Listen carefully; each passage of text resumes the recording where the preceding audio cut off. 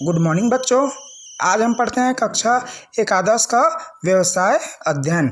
आज का हमारा टॉपिक रहेगा व्यापार, है ना। तो व्यापार किसे कहते हैं, है ना। तो व्यापार वाणिज्य की एक शाखा है। शाखा मतलब एक हिस्सा है ना। वाणिज्य के अंतर्गत व्यापार एक छोटा सा उसका हिस्सा होता है। व्यापार वस्तु के आदान प्रदान का सूचक है। मतलब हम व्यापार में जो भी वस्तु का आदान प्रदान एक्सचेंज करते हैं उसका सूचक है, मतलब उसको ज्ञात करने वाला एक यंत्र है। इस प्रकार लाभ प्राप्ति के लिए किसी वस्तु का क्रय विक्रय को व्यापार कहते हैं। मतलब हम व्यापार के अंतर्गत किसी वस्तु का आदान प्रदान, है ना, या फिर उसका क्रय विक्रय का कार्य करते हैं, है ना, उसे क्या कहते हैं, व्यापार कहते हैं। तो अब देखते हैं व्यापार की कुछ विशेषताएं, है ना। तो व्यापार की कुछ विशेषताएं क्या क्या है। मान लो एक व्यवसाय है ना, क्या है, अपन का व्यापार है ना। ये हमारे कोई भी दुकान है या फिर हमारा एक छोटा सा व्यापार है जहाँ पर हम 4 लोग या अकेला व्यापार करता हूँ या फिर कुछ पार्टनरशिप में व्यापार करते हैं, हमारा व्यापार है। तो यहाँ पर व्यापार छोटा हो तो एक व्यक्ति आसानी से कर सकता है। यदि हमारा 1 साल का टर्नओवर 1 लाख का बिजनेस करता हूँ, 1 साल में 1 लाख का बिजनेस करते हैं तो हम आसानी से एक व्यक्ति कर सकते हैं। लेकिन जब यही व्यापार 1 साल में करीबन 1 करोड़ का, है ना, यदि हम 1 साल में 1 करोड़ का लेन देन करते हैं तो क्या हम यहाँ पर अकेला व्यक्ति सभी चीज़ कर पाएगा, पूंजी लगा पाएगा, 1 करोड़ काम कर पाएगा? क्या उसके पास अनुभव होगा? इतना नहीं होगा। इसलिए हमें 2 या 2 से अधिक व्यक्तियों की आवश्यकता होती है। तो हमें व्यापार में कितने लोग चाहिए? कम से कम 2 लोग होना चाहिए, है ना, या फिर 2 पक्ष होना चाहिए, है ना। व्यापार में हमेशा 2 पक्ष का होना आवश्यक है। कौन कौन सा?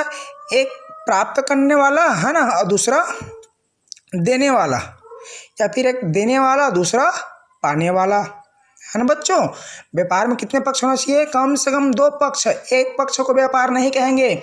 मतलब मैं सामान लेने गया, मार्केट जाऊंगा तो मैं खरीदार और दूसरा विक्रेता कहलाएगा, है ना, जो सामान देगा। इसलिए व्यापार में 2 पक्षों को होना आवश्यक है। एक पक्ष को व्यापार नहीं कहा जाएगा। ठीक है बच्चों। दूसरा है पारस्परिक लाभ का उद्देश्य। और व्यापार में क्या होता है? हमेशा लाभ का ही उद्देश्य होता है। मान लो एक क्रेता है, व्यापार में एक क्रेता और दूसरा विक्रेता होते हैं, है ना। तो क्रेता खरीदने वाला, विक्रेता बेचने वाला। तो आप मार्केट या तो कुछ भी सामान खरीदने के लिए तो आपको कुछ ना कुछ प्रॉफिट होता है। आप खरीदने क्रेता हो, आप वस्तु खरीदने वाले हो, तो आप उस वस्तु को उपभोग करोगे तो आपको कुछ ना कुछ लाभ की प्राप्ति होगी, आपकी संतुष्टि होगी, है ना। और दूसरा जो विक्रेता रहेगा वो वस्तु को बेचेगा तो उससे कुछ ना कुछ राशि मिलेगा, उससे कुछ ना कुछ मुनाफा होगा।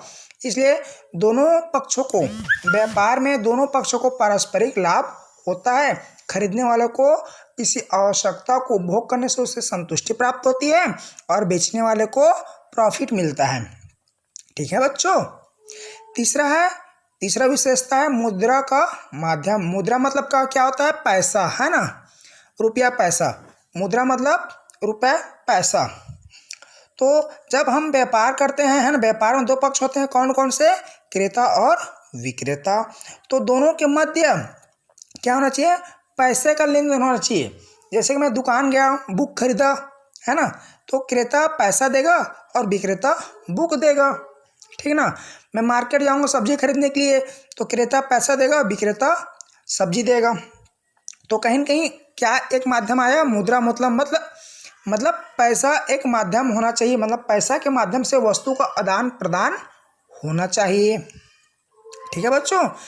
चौथा है वस्तु व सेवाओं का क्रय विक्रय, है ना। तो व्यवसाय में हमेशा वस्तु और सेवा, इसमें 2 टॉपिक है। वस्तु मतलब कोई भी माल, सेवा मतलब जैसे कि वस्तु मतलब आपको पता है अभी, है ना। वस्तु मतलब कोई भी क्या होता है? माल को कहते हैं। चाहे पुस्तक हो, चाहे सब्जी हो, है ना, चाहे कवर हो, चाहे लाइट हो, चाहे पंखा हो, चाहे पलंग हो, है ना, चाहे बेंच हो, कोई भी वस्तु जिसे हम देख सकते हैं, छू सकते हैं, उससे क्या कहते हैं? माल कहते हैं, है ना। और दूसरा होता है सेवा।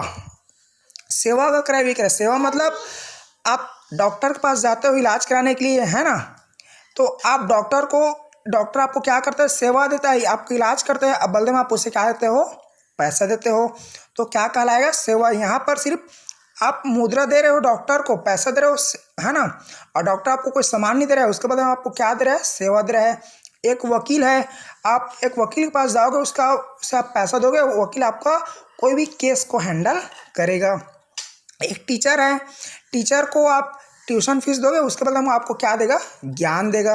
वो क्या कहलाएगा? सेवा कहलाएगा। तो इस प्रकार वस्तु मतलब क्रय विक्रय, सेवा। सेवा कौन देता है?